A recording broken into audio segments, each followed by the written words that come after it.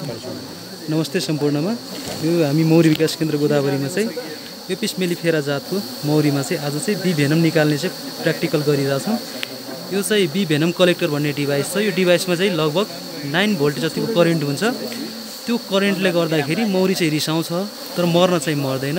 त्यो रिसाइसकेपछि त्यो माथिको तारमा चाहिँ करेन्ट हुन्छ। त्यसको तल चाहिँ एउटा प्लेट छ सिसाको। त्यो प्लेटमा चाहिँ त्यो मौरी रिसाएर चाहिँ विष छोड्छ र केही मात्रामा चाहिँ विष छोड्छ र विष छोडिसकेपछि त्यो प्लेटमा त्यो विष चाहिँ जम्मा हुन्छ र सुक्छ त्यो विष।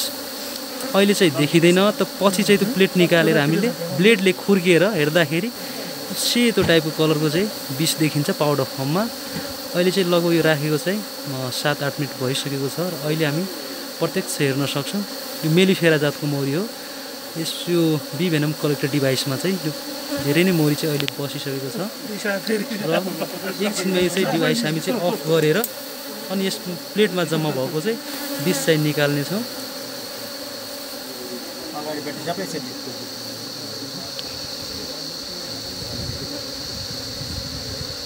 10 मिनट पुगिसकेको छ। अहिले चाहिँ यो हम स्विच अफ गरेर चाहिँ बन्द गर्नेछौँ। देखिहाल्छ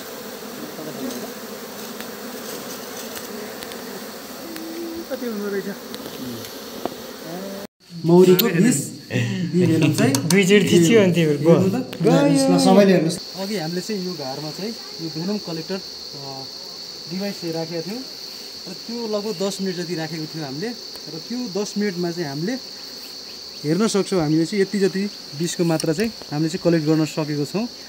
र यो चाहिँ मौरीको यो एपिस मेलिफेरा जातको मौरी जुन छ त्यो मौरीको भेनम छ र यो हाम्रो सरले टेस्ट पनि गर्नुभएको छ होइन सर? यसको स्वाद कस्तो छ सर? यसको स्वाद चाहिँ अलिक तितो तितो अनि अलिक टर्रो टर्रो अनि जुन बिर्र पारिरहेको छ एसिड भएर पनि होला सायद त्यस्तो फिल गरेँ मैले।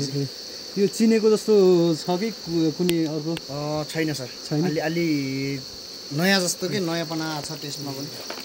र यो भेनमको प्राइस चाहिँ एकदम धेरै नै छ है।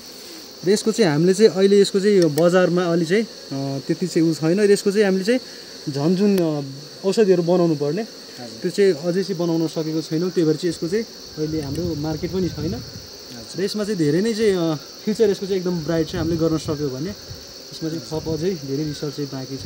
त्यो रिसर्च चाहिँ कन्टिन्यू नै रहन्छ। जिब्रो चाहिँ बाक्लो बाक्लो पनि बनाइरहेको छ कि यसले, बाक्लो बनाइरहेको छ सर। हजुर पनि गरिरहेको छ।